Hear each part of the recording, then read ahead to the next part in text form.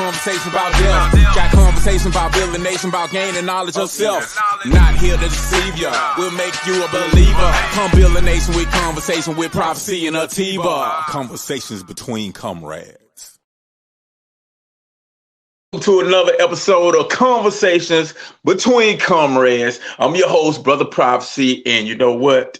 Our comrade is back. The show is back on track, so you know we're about to act a fool because I got my comrade here, the inspiration for the show, Comrade Atiba. How you doing, brother? I'm doing all right, comrade. I'm here. I'm happy to be back, missing the show. So yeah, it's good to be back. Man, how is everybody out there doing? That's what I want to know. How is everyone else doing? I know I'm living in the belly of the beast. Y'all know that already. So my concerns be towards the people now.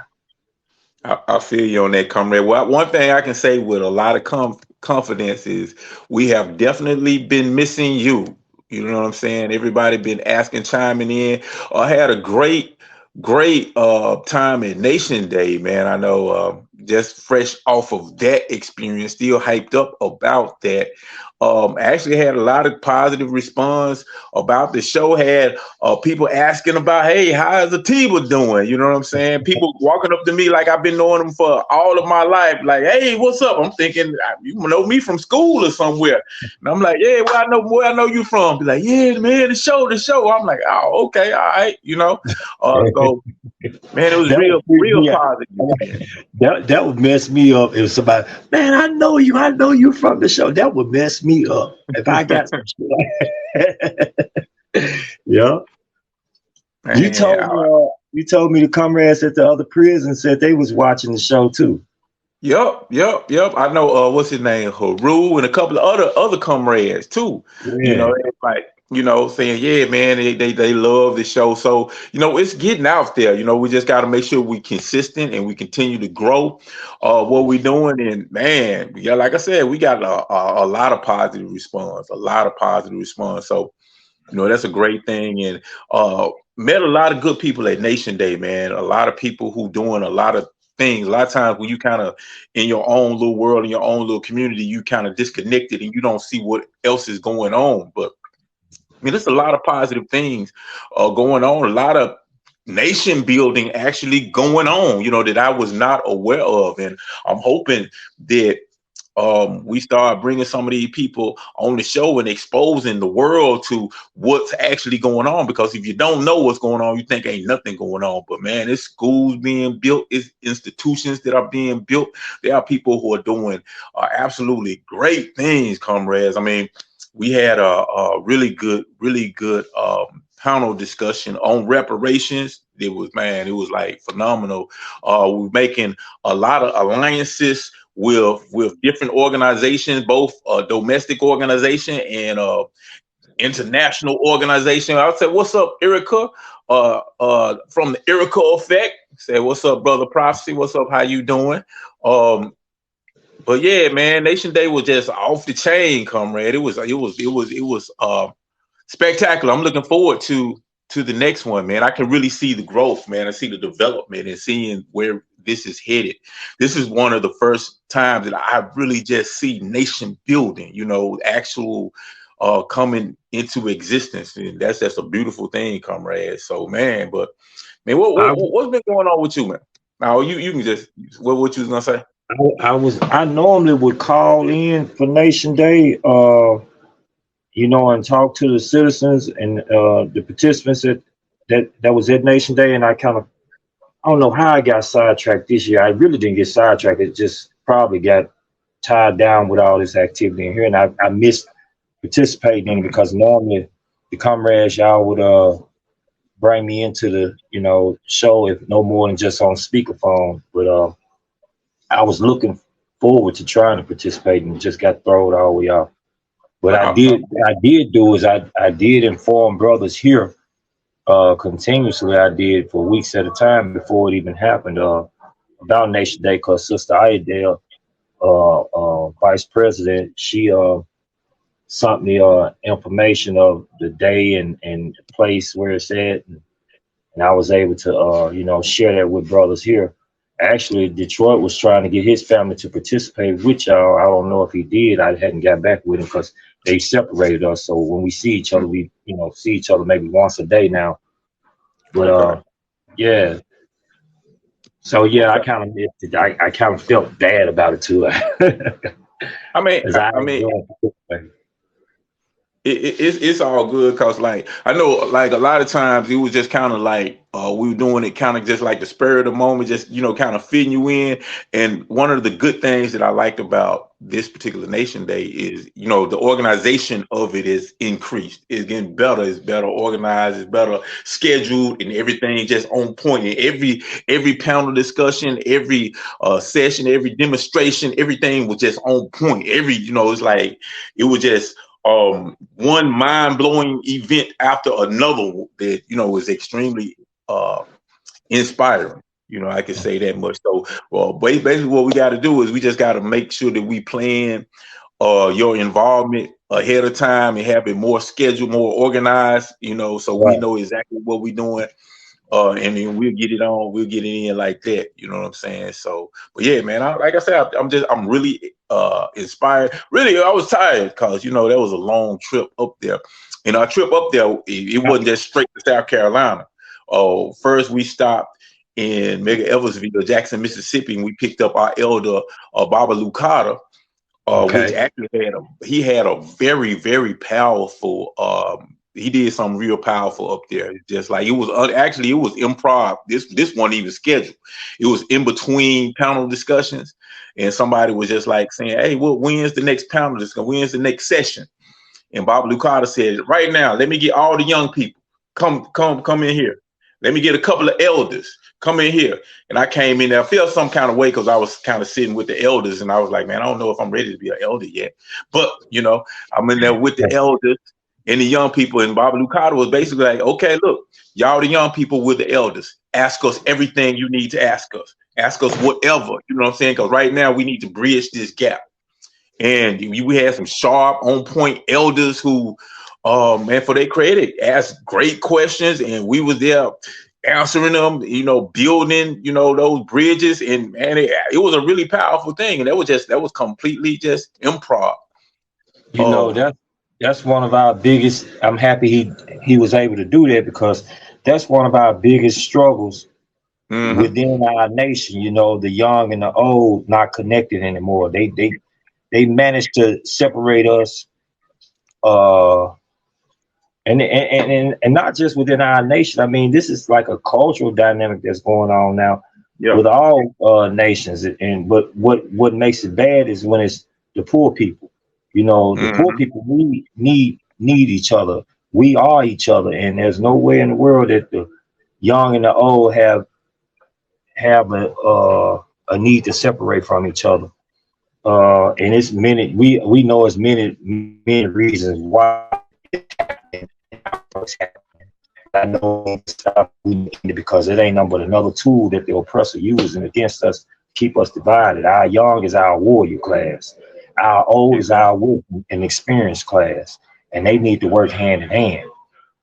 Exactly. You absolutely right, comrade. Because I mean, anytime there is a break between the young and the old, then it's like both parties are missing out. The division between the young and the old, both parties are missing out because the youth, they're missing out because they're not getting that guidance. They're not getting that experience. They'll end up making the same mistakes that we made over, and the growth won't go as fast as it needs to go. It may not necessarily go into the direction that it needs to go because they lacking that experience. They have that youth, they have that energy, they got that motivation. They're plugged into today's technology. Yeah, but they need the guidance. I think one of the biggest tragedies, and it seemed like it happened from every generation, because I know when I became grown, I had to come into consciousness by other means, by external forces. It wasn't from my parents. I wasn't raised into consciousness. I didn't know about the nation. I didn't really even have knowledge of self. I had to stumble by some DVDs and meet some brothers from, the Nation of Islam, and just be exposed to different type of knowledge to kind of open my mind up. And I know a lot of people in our age group, you know, they got conscious listening to some conscious rap music, you know. Yeah. Yeah. And a lot of people, you know, who are younger than us, from, you know, younger generation, they got conscious exposed to consciousness because they saw all these police killing these black people on, you know, the cell phone, you know. Yeah. So in that's something we got to correct. I want to go out to the audience. Got some more people checking in. What's up to Confidence Chizoro OKK? How you doing, brother? Feed the land, respect to the kings and queens. Okay, no doubt, no doubt, no doubt. I see somebody that I don't recognize. Who is that? Rosie Rose Eternal. I think Rosie Eternal. I'm not sure I pronounced that right, but this individual says solid.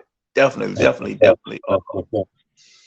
Yeah. I see Abdul Shakur, which gave me some very exciting news before we got on.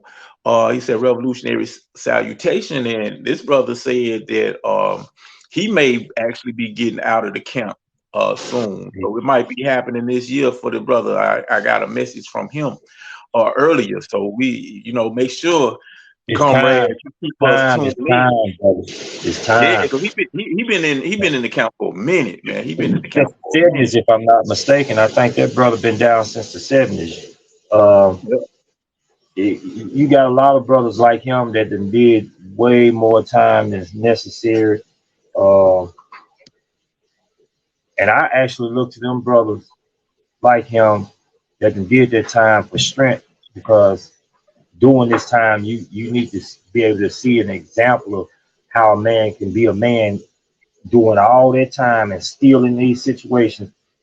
You know, if you facing that type of situation like I am, you know, yeah, it's a possibility that I can be coming home early. I could actually be getting out. It ain't no coming home early. It's the fact that I can see an avenue to get out now, whereas I never would even focus on it, because I've seen guys go crazy and here losing their mind, getting disappointed in the system. And me personally, I'm not putting no faith in it, but to get that hope, to get that kind of thought in your head, like, damn, man, this really been happening. I'm gonna tell you something, comrade. I actually went through a panic situation about that.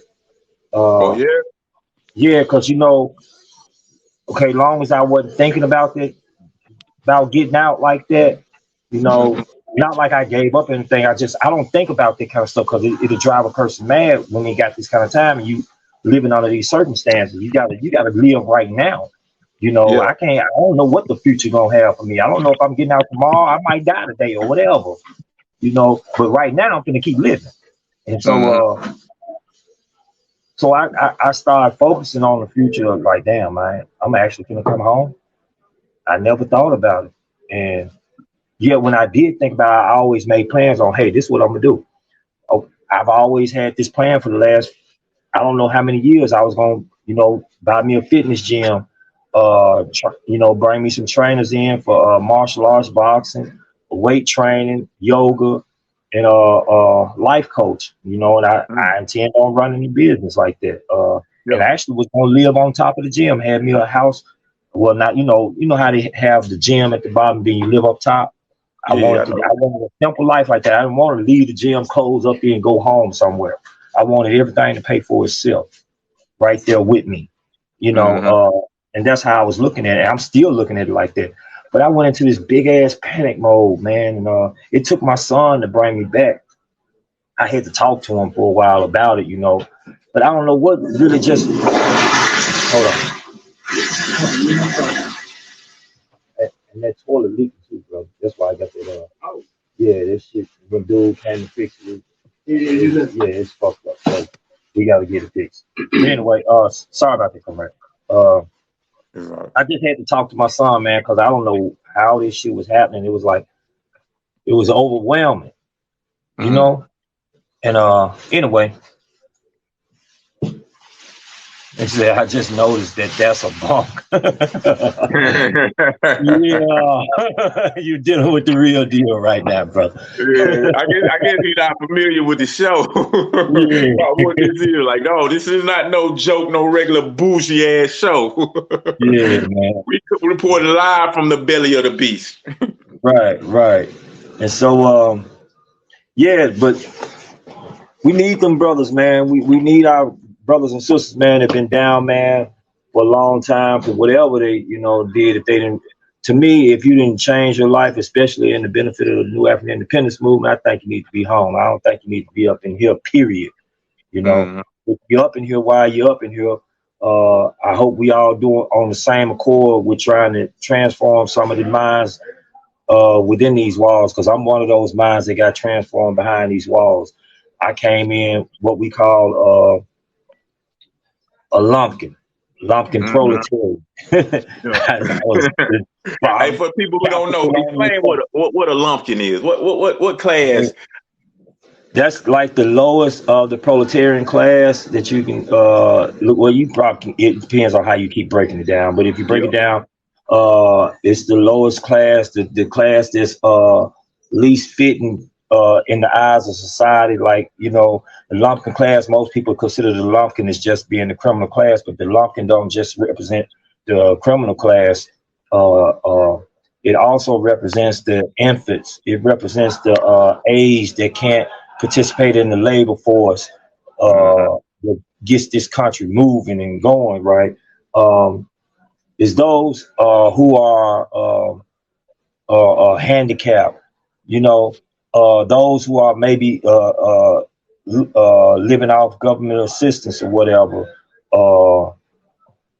and Social Security, those are considered the lumpkin proletarians. The proletarian class is working class and working force. Now, when you're dealing with the working class, you also have what we call the workforce. The workforce ain't necessarily working. It's not the working class. It's just workers. It's laborers. People can have a job. You just a worker.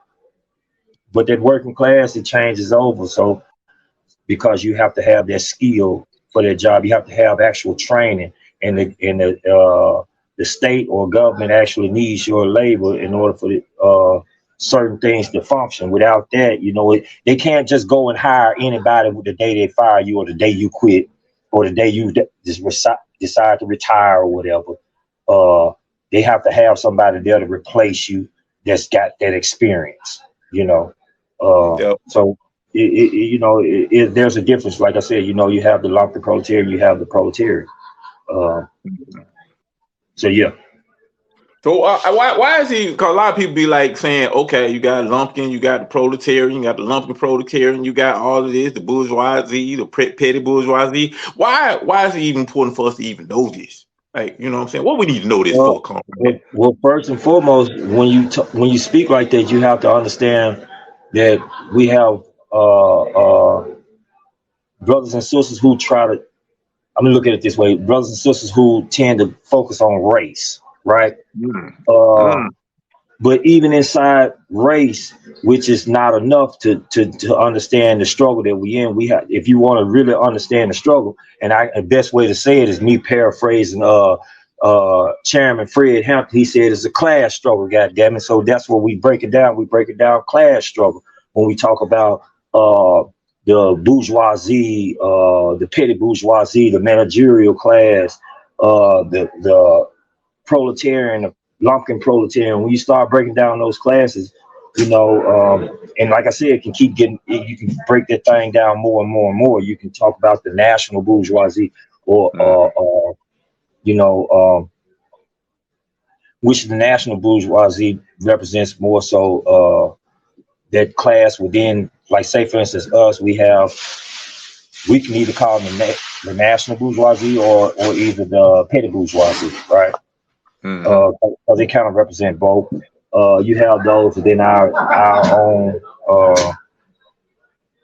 nation that choose to call themselves representatives, or better yet, you have those who have platforms in the entertainment field, and they tend to want to speak out on their platforms about consciousness, right?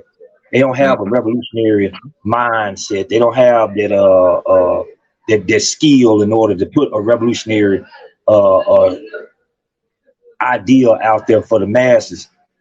They main focus be on consciousness, and their consciousness go like with cultural, with through music or through garments, you know, even with language, maybe, you know, but that ain't enough. That's just the beginning. That's something more so that satisfies the inner you when you struggling to find out what's going on in this world that you living in. That's like a first step, and a lot of people end up stuck right there because they end up like me and you talked about this before, that they end up probably becoming conscious through some religious organization or something, right? And that religious organization tends to box people in a lot of times, right? What I've seen over the years. And when I said box them in, it just puts them in this box. And then once you start stepping outside the box, you have members that like, what's this you read? Man, that's brother, that ain't part of the this here and that there. You know what I'm saying? And then it discourages some brother. I've always said that what I loved about Rastafari, because that's what brought me into my consciousness, right? Seeds were planted. As you spoke earlier, seeds was planted because I grew up with Public Enemy and KRS-One and Poor Righteous Teachers. Them were my first rap musicians that touched me and made me look at things or hear some things that I wasn't normally hearing in the world that I was living in. But excuse me, I'm losing my train of thought, brother. But anyway, yeah, it's been brothers that I met in here that was part of Rastafari that, man, they pointed directly as who I was. You know, I'm like, damn, I can identify with brothers and sisters that are just like me, where we come from and why it's important for us to understand where we come from and how we got here and why we need to connect back to it, why we need to gather ourselves and our heritage, our culture, and take it back, you know, because it was stripped from us. You there, comrade? I'm seeing a circle going in you. Okay, yeah, man. I'm sorry, man. I just got a car. I gotta go pick up my son. I'm gonna try to do this.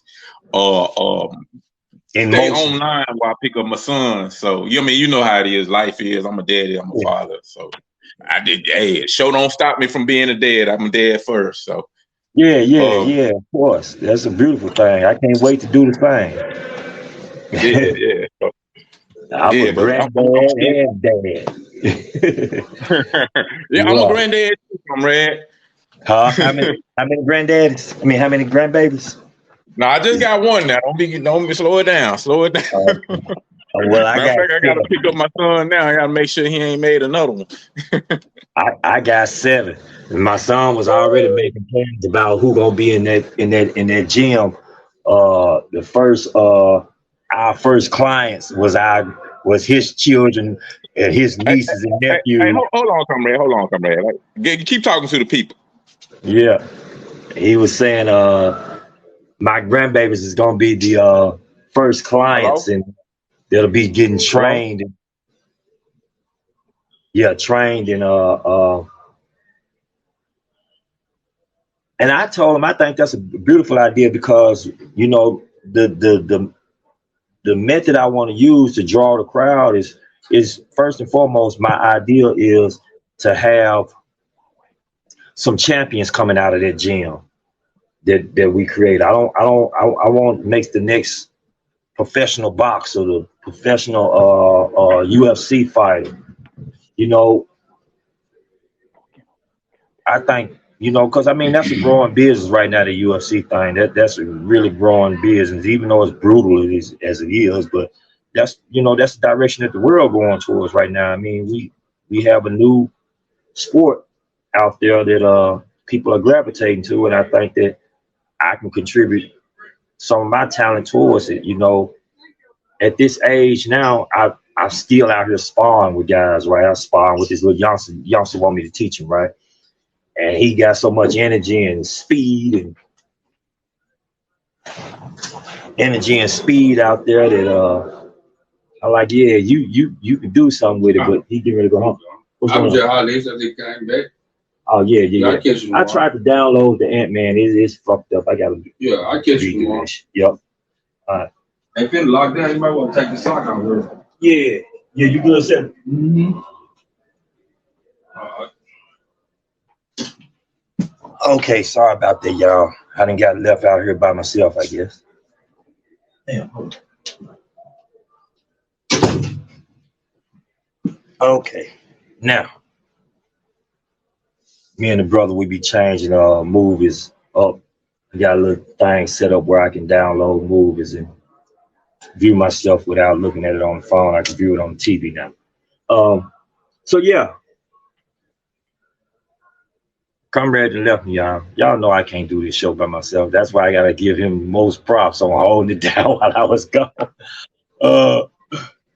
We can build our own arena. Stop building up theirs. Okay.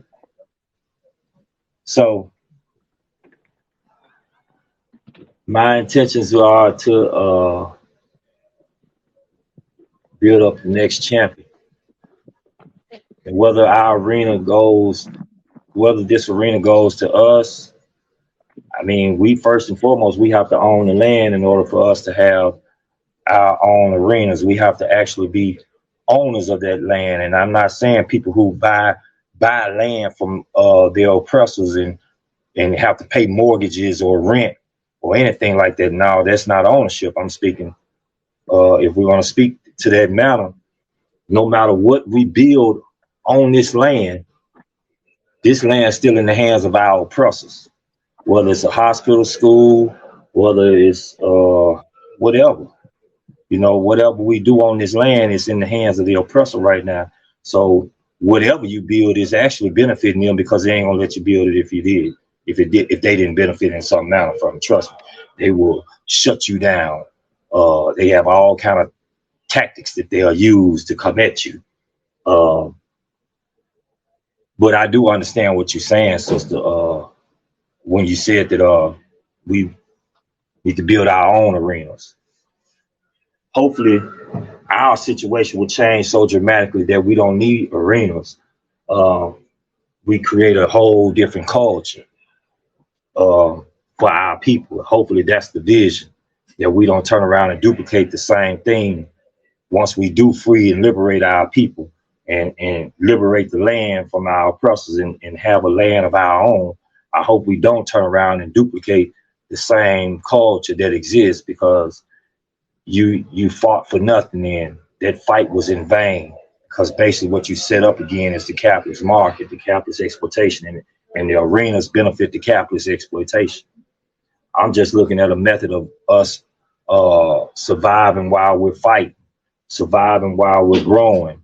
We need warriors. Right now, I'm in the belly of the beast. I see guys fighting all the time behind these walls, and dudes fight like little girls. So when it come down to this training, I actually would love to participate in helping our young brothers know how to hold their dukes up, because most of them can't fight without some help. You know, they got to go and jump. 5 and 6 guys go and jump one guy, and the one guy they jump ain't even got a scratch, barely got a scratch. And he didn't fight back. So damn, what they tell you? You know what I'm saying? Guys hitting like girls. And I ain't saying it's cool to jump anybody or anything, or I ain't even saying it's cool to fight, but I'd rather for you to pick your dukes up than you pick up a gun, right? And if you do pick up a gun, point it in the right damn direction. So until then, I'm gonna build that gym. I'm gonna build that gym, and I'm gonna help have brothers and sisters out there, man, training, and they're gonna train and go ahead. Can you hear me? Yeah, I can hear you. Oh, okay. I know you probably can't see me. I can see you behind the wheel right now, because I can see the light flash. All right. Yeah. Okay. All right. Yeah, I'm sorry, comrade, man. Kind of had a little mini emergency. Yeah. But It's all good. I heard you saying. I heard you saying something about making a gym. Trying to, making sure these young we get the proper training. What were you saying, comrade?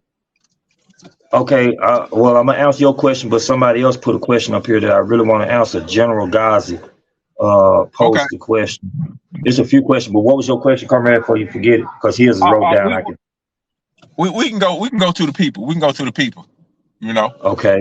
Well, Hill says, hold on, let me pull it back up. It says, so Atiba, you saying don't buy land in America because it will only benefit the oppressor. You have to buy land with the understanding that we want to build a nation and we want our own nation. We do start from somewhere, but if a lot of people don't have the correct political understanding, they'll think that just buying the land now is our land. Well, guess what? These people, when they want to do some gentrification, some marginalization, some renovation, all this old type of stuff that they got, whenever they're ready to put a strip mall on the property that you own, they'll come and either first things they're going to offer money to you to sell it back to them or whatever. And if you don't do that, then they'll, squeeze you out in some type of political maneuver, right? So is that land really yours? Because they telling you that they want this land now, and you got to give it up. When it's yours, guess what? You stand ready to defend it and fight. That's why you see them brothers and sisters over there in the East fighting. Because believe me, America at first tried to put them in debt for it and tell them that now you owe us your land. And when they figured that out, they said, no, we don't owe you shit. And if you come over here, that's an act of war, and we will be ready to stand and defend ourselves. They was right for doing so, and they right for still doing so. So we have to understand that, look, when we go after land, we need land that's ours. America did not come up, these people that run, these oppressors over here, they did not come over here and buy this land from the Aboriginal people, the native people of this land, the indigenous people. They didn't do this. They took this land. They tricked them first, learned everything that they need to learn, and then they took it. They didn't ask. They didn't rent it. And they ain't paying no taxes to the indigenous people of this land. So we have to understand that historically, everywhere that people have moved and have a land base of their own, they don't pay taxes to their oppressor. It's theirs, So what do we have of ours? We've been over here for over 400 years living in this country. Went through all the things that you could possibly imagine that are the most horrific things that a people could ever go through. And this country wouldn't be what it is if it weren't for us today. And the whole world knows this. The oppressor knows this. Even the oppressor will get out there and thank our ass for it and yet won't share it with us. So a stake of this land belongs to us. And we have already made that call. We've already made that call for 5 states. It should be more, but we asked for 5 states. And those 5 states rightfully do belong to us. Actually was given to us through an agreement through war. That if we participated in their war, this land would be our land. They went back on that agreement because we didn't go and take it after the agreement. We started allowing them to settle it and then make the final decision of it. Basically, they did a parent type of relationship with us. I'm gonna give you this, and then if you don't obey my orders, I'm gonna take it back or whatever, or whenever I feel like I don't want to honor this here, I can do so because I'm the boss and you not. We have to get away from that idea that paying for something from these people is gonna fix our situation. It is not. It is not gonna fix our situation. They don't give a damn if you buy their land. If they want it back, they're gonna come take it. So these people understand one thing. They understand war. They understand power. And we have not practiced war against these people, and we have not gained power. Power is shown once we take land. and we take land through the act of war. That's revolution. So I mean, we really have to just get that part understood. I mean, for now, yeah, most of us, we don't have to buy land right now. Shit, whether you buying the land or not, if you got a roof over your head, you either bought it or, I mean, you know, pay taxes, mortgage, or whatever, or you're renting, one or the other. You're doing it regardless. You know, you just haven't claimed it as yours in that manner. So, you know, right now, people have to buy land. Go ahead, comrade. What I say about that comrade is like we got to understand that we are engaged in a protracted struggle. So it ain't like, okay, the grand strategy is we trying to get 5 states. We trying to get an independent nation of our own. That's the grand strategy. Now that ain't gonna happen today or necessarily tomorrow. Maybe not in our lifetime. You know what I'm saying? Because conditions got to develop to the point where that's right. The conditions, when the conditions are right, that's when they will happen. So it's like right now, I think what we got to be doing is we got to be focused on nation building and creating our own institutions and gaining control of our communities. So once we get to that stage where, okay, it's time for us to fight, we got something to fight for. You know what I'm saying? We got something that we ready. Okay, we have control over a certain area. Now we want to make it. We want to govern. We want to gain self-government. We want to gain independence. So we ain't just fighting for land. We fighting for independence because we be like, okay, we have the ability to take care of ourselves. We have institutions. We have things on the land that is ours. We have, we have these things established. But we got to be able to govern ourselves. We have to have, so we got to, right now at this particular phase, we got to really be focused on gaining institutions and creating institutions and putting ourselves in a condition where we can take care of ourselves and disconnect from this system that is benefiting from our exploitation. Right. That to me, in my estimation, that need to be our primary focus right now. A lot of times we get so wrapped up in we got to get 5 states and we got to, and that scare a lot of people out who not aware, and especially people who don't understand the science of war. You know what I'm saying? They just gave like, well, damn, y'all want to get Mississippi and Alabama. It's a bunch of rednecks with a lot of AR-15s in there, and it scare people off. Now, understanding this is a drawn-out war, just like China. When China, after the Communist Revolution, Mao Zedong came out with 100 years plan. He wrote 100 years plan. It said year number 75, and they a superpower. When they won their revolution, China was like a so-called third world nation. So we got to think long term and not just like this immediate thing. Like we got to go with the pistol that we got in our car and go try to kill these white folks and take their land from them today. You know what I'm saying? It's a process. It's a long process of development. And we got to understand science, military science, social science, or the science of revolution in order to make that happen. But you understand that when you understand that, okay, every empire has a weakness, and every empire can be defeated, and we can defeat them, and we will defeat them. But we gotta put things in its proper perspective, because a lot of people, they have a misunderstanding about the whole concept of war. They almost think if we out here trying to run a suicide mission, but that ain't the case. Feel what I'm saying, comrade?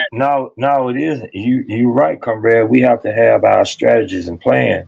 But what I wanted to, you kept speaking. I wanted to chime in on the part you put. Well, I'm hopefully I can say it right. According to you'll know where I'm coming from. The people everyone ain't gonna get the plan. Basically, when we understand the science of revolution is just historically understanding it. Everybody did not know the plan in China. Everybody didn't know the plan in Russia. Everybody didn't know the plan in America. And them 3 places that are known for revolution, actually, there's more places. The revolution, everybody didn't know the plan over in Cuba, and many more, because that ain't how revolutions happen. Everyone isn't in the know. And those who did know were skillful enough to change the situation to the benefit of the people, to get the people to fight for it. This is the thing that we haven't actually done yet, because we'll get our people to thinking that yeah, we need a revolution, and that we are going to have a revolution. But the method that we go about to have the revolution. I'm echoing. Are you echoing, comrade? That's my comrade. I tried to hook you up to the car speaker. I guess that's creating a echo. So it should be good now. Right. Yeah, I can hear you. I can hear you well. All right. Well, the thing is that, for example, when America had their revolution, they actually tricked the people to fight. They told the people over here that Britain was coming to take their guns from them and leave them unarmed against the native population over here, and the native population is fighting back. They is not going to be your slaves. They is not going to let you take this land. They will cut you up and mess you up. And the people that was over here was actually scared. They believed it. And guess what they did? They was ready to kick Britain's ass for coming over here trying to take them guns from them. Yeah. You know, Russia, when they waged a successful revolution, everybody didn't know. Vladimir Lenin and the Bolshevik army popped up on the scene during a course of a world war. They changed the world war into a revolutionary change for the country, the USSR, before it became Russia. You know, and so it was all done in a disguised manner. So most people think that, well, it's going to pop off and everybody going to be out here doing it like that. No, that ain't how it's going to happen. And them 5 states that we champion, that comes after this war. That's what we asked for after we've had a war. We're not saying that, hey, we're going to go down here and push on people in Mississippi, Louisiana, Alabama, and Georgia, and South Carolina. We're not saying that. We saying that it'll pop off all over this damn country with us. And when the smoke clears, this is what we want. Yeah. And if y'all want to talk about it and come to the table of diplomacy and negotiations and peaceful talk, then we'll do that. And I like how General Hamisha said, and if you don't want to do it, we can get into some gangsterism. So, you know, I understand we have a protracted war, but when there are certain questions that are asked, we have to go ahead and give it to our people straightforward. Hey, no, this is not how that works, because our people. Hey, I'm probably going to drop off for a second, comrade. Okay. Our people are in need of the truth, and the people can handle the truth. The people can handle that shit directly. You know, I think that's what these young brothers gravitate towards me about, is this shit. I give it to them straight and direct. I ain't trying to cut no corners. I speak their language, and this is what you got to do, and this is it, and this is the effects of it. And, you know, speaking of these youngsters, you know, what hurts me is that they don't know about us. You know, they know about Black Lives Matter. They know about all these other groups and organizations and movements and whatnot. They know about that, but they don't know about us. We got to come from out of the shadows, and it's just how it's going to have to be. Most of us is lying in wait, you know, and we've taken this comfort in being just, you know, dealing with our selected circles and stuff. We might expose ourselves on the internet or something, but there's nowhere in the world that the youth out here today should not know about our movement, the New African Independence Movement. There's no way in the world that they should be in the dark on if the BLA is still around, or even though I know that that's a clandestine army, but it didn't got so clandestine that it don't exist. You know, there's no way that they should not know about the RNA. You know, there's no way that when America gets on CNN and start talking about reparations, that the youth don't really know what reparations really is. They actually, America tricked you out of your reparations by telling you that we gonna put 3-4 million in your bank account, and knowing your broke ass ain't never seen 3-4 million. you gonna jump on it. Now they done tricked you out of what reparations really is. You know what I'm saying? There's too much that our people don't know. I heard a brother saying that, hey man, he feel disappointed. You know, it's like, man, listen, we in this struggle for real, and you know, whether the people catching on during our lifetime or they gonna catch on in another generation. Remember now, there's decades that went by where there was absolute silence on struggle. Yeah. Now, our struggle didn't end, but it was silence in the Black communities about it. We have to get to the point to where we can't give up, even if our voices ain't being heard, or even if the people ain't gravitating towards the movement. You know, we can't give up. We got to be there when they do wake up from their sleep or something, because we up against a machine that then captured the minds of our people, man. That motherfucker got us. Let's just be honest, man. It got us. It got us, and that machine is real. That machine is working. You see what I'm saying? Yeah. And for us to fight with nothing against this machine that's been around, that's so complex, that's so technological, man, for us to be doing what we doing right now is amazing. No shit. No shit. Yeah. And on the benefit of the machine is that we were skillful enough to get on the damn use the internet to reach other brothers and sisters, and not only reach them with our words, but reach them with the videos of, we ain't no conspiracy theorists. Here it is. It was a cop and killed another one of us. We told you that they've been killing us every day. Now it didn't happen at your house, you know. And the first thing we start throwing up towards each other when we scared of our oppressors and so intimidated by them, and the only people that have been shown their personal hatred towards us is us. That's the first thing we'll throw up. Well, we always gonna jump out there when the white man attack us. Why don't we have the same energy when we attack us? We do got that same energy, but see, you got to understand the dynamics of that. We've been conquered. We are a conquered and colonized people who've been subjugated towards these white supremacists. And everything that they taught us about how we can self-destruct and hate each other, all in their schools. They taught us through their miseducation process on how to hate ourselves. So when we go out and we slaughter one another, we only doing what this machine programmed us to do. You know, and that's a struggle internally that we have to learn to overcome. I'm still struggling with that my damn self. You know, the machine and fucked up generation of my nieces and nephews out there, to where my nephew then got slaughtered in the streets. Yeah. Even though I know he was running in the streets, I didn't want him to get slaughtered in it. And that's just something I have to work on, you know, because I understand what this machine does. I'm sitting in these motherfucking belly of the beast my damn self because I was a product of what the machine produces, you know. So we still got to keep going.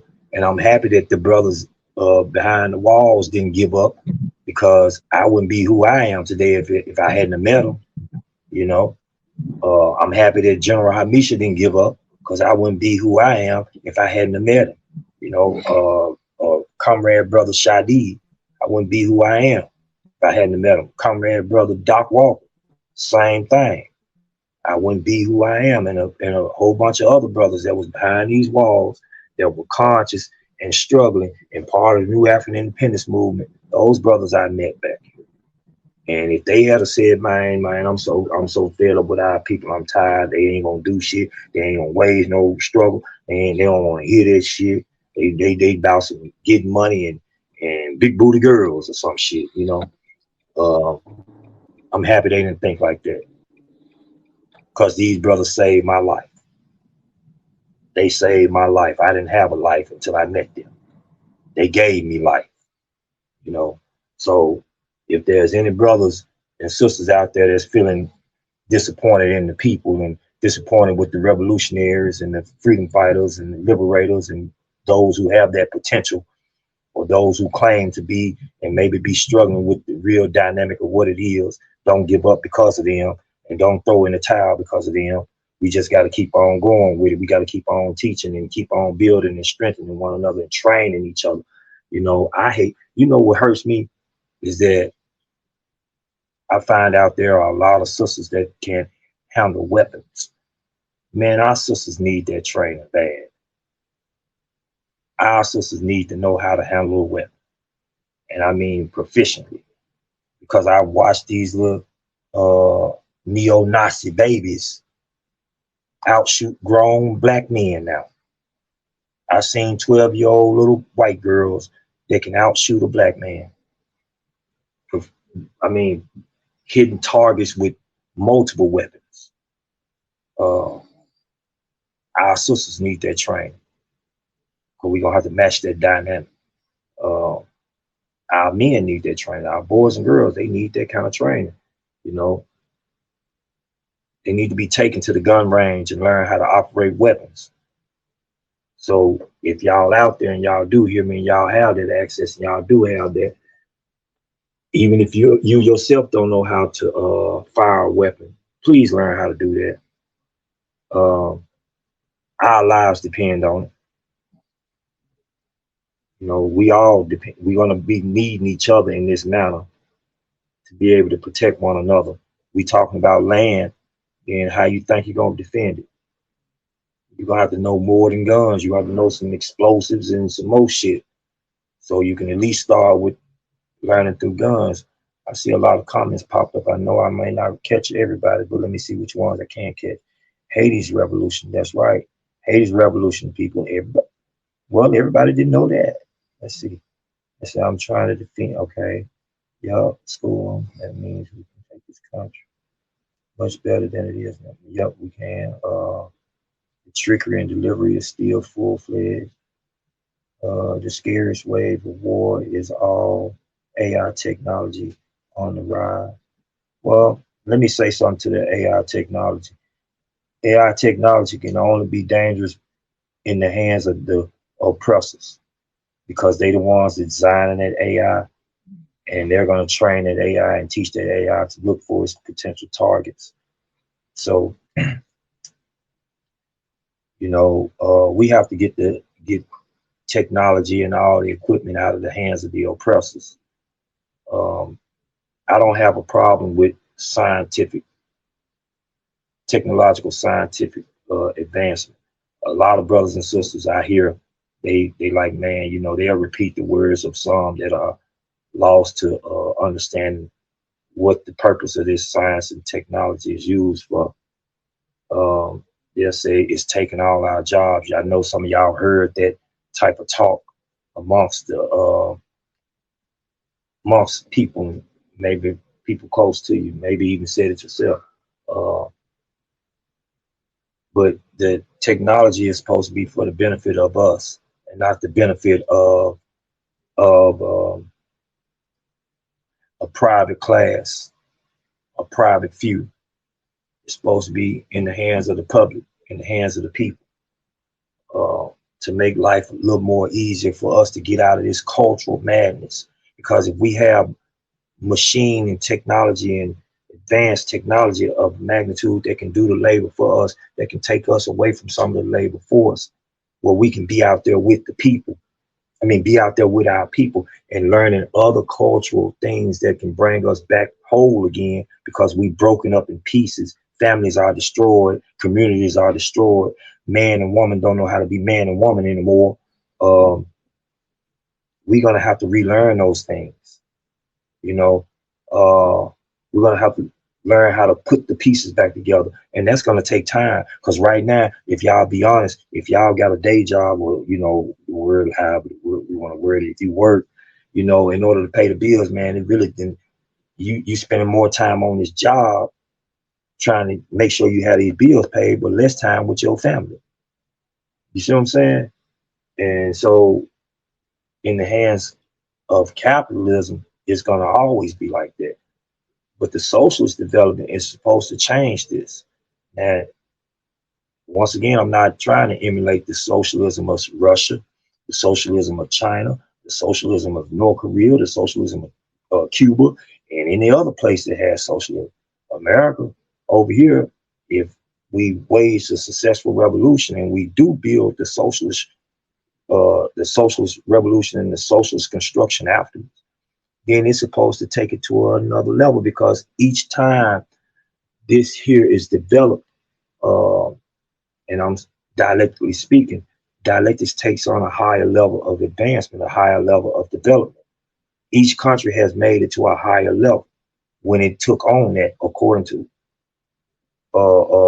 the resources that it has available. America has all resources at its disposal right now.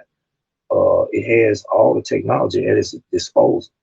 Man, it just, you got technology that can put you in the hospital and damn to make you whole and bring you back out where you can be better. But they don't use it for that because you don't have the money that they're asking for it. So you just get certain type of treatment that'll possibly kill you later on. You know, this comrade done left me totally with y'all.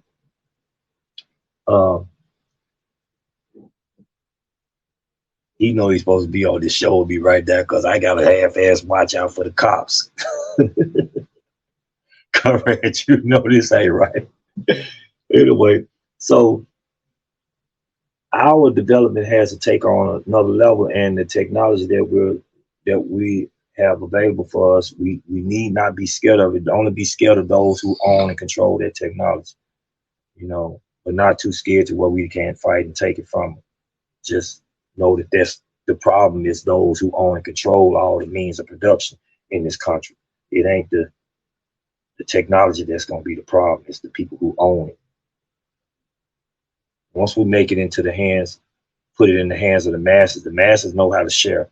That's something I learned about, you know, and I'm going to speak on a particular group. When it come down to the Crips and Bloods, I watched them little brothers and sisters. They know how to share with each other. And I was looking at an older generation, my generation and on up, like, damn, y'all some selfish son of a bitch. Y'all selfish, right?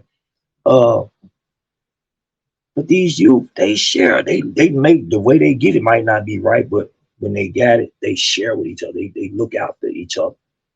I said, they already understand the process of how things gotta be. You gotta get rid of all this selfish ass shit. And trust me, all this stuff comes from the capitalist system. It's taught to us. We're miseducated in their schools to think only for self and go for self and not think about anyone else. It breeds extreme individualism.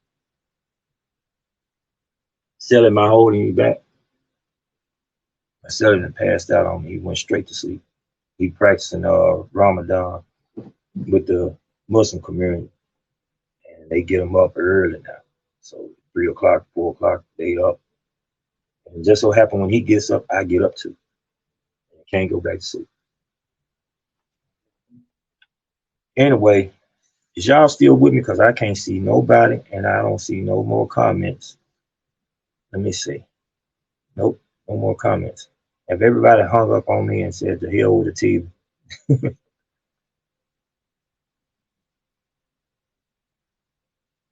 Let's see. Okay. It says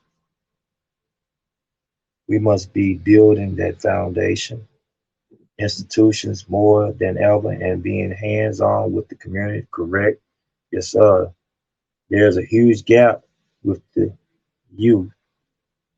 Most definitely, we got to bridge that gap. The old and the young have to come together. We need one another. We ain't gonna make it without each other. And a lot of the youth aren't concerned with the wisdom. No, they probably not. But you know what? Our youth, they tend to hear us, but they still want to do it their way. You know what I'm saying? And it's okay to let them bump their heads. We all gonna bump our heads from time to time. You know how it is when you feeling yourself, you're young, you're strong, and you're out here doing your thing finally. You don't want nobody telling you what to do. You feel like, man, I've been having my mom and dad telling me what to do forever, or whoever raised you is telling me what to do. It's my turn now. You know, so you got to kind of let them have it. And basically what we do is we plant seeds. You know, like I said, I grew up off listening to Public Enemy and KRS One. They was planting seeds, and I didn't know it. That was the music that I liked. I didn't really know what the hell they were saying about a lot of stuff, but right today I can go back and listen to it. I'm like, damn. Okay, no wonder I went this direction when it came, and I didn't resist it. You know, whereas today you got a lot of brothers and sisters, they kind of resist conscious growth or the path that's taking them towards. They kind of resist it more. I didn't resist it. I kind of embraced it because I was already searching, trying to find a way, find my way. You know, so yeah, but we just got to let them youth. You know, life tends to teach people. I had been I talked to my daughter yesterday, and she was like, Dad, it's so crazy out here right now. You know, you got to be prepared for this kind of stuff. And see, I have been telling my daughters and sons years ago, put you a grab and go bag together. Learn how to shoot, learn how to make fire, learn how to purify water, learn how to walk at night in you know, in a wooded area. You know, look for the moss to grow on the ground. That's the direction that you want. You can tell your direction from that because it grows to the moss grows off the trees in the ground towards the moon. So you can't get lost, you know, certain ways like that, right? Do those type of survival training. I know it probably went in one ear and out the other. At least I thought it did. And then yesterday when I talked to my daughter, and she was telling me about how situation is crazy out there now. I said, well, you remember what I told you, right? She said, Dad, look, I thought you were crazy back then. And but the beautiful thing is that she told me she still got it. She hadn't forgot, and she's still putting all the pieces together. She said there's a lot of stuff she said she already done got, like medical equipment, you know, for wrapping cuts and bruises and stuff like that. Flashlights with batteries and matches, and you know, look, learning how to make little fires and stuff. She said, Dad, I've been paying attention to some of the stuff you said because life has proven itself, and that's what happens. Life tends to come about, and experience tends to come about. I don't think. Look, I don't think the comrade is probably coming back to the show, and I'm not going to try to hold this show by myself, y'all. I love y'all, and I'm happy y'all been on the show with us, sharing the show with us. But it's also count time. My celly is up here snoring, and I got to turn this light out. Hopefully, comrade, he'll hit me up when he get a chance, and I can let him know I get off the show early. Once again, I love y'all. Y'all stay strong. Y'all keep fighting. Don't give up in this struggle. We gonna win this war. It may not be in our generation, but we ain't gonna let that torch burn out in this generation either. Free the land.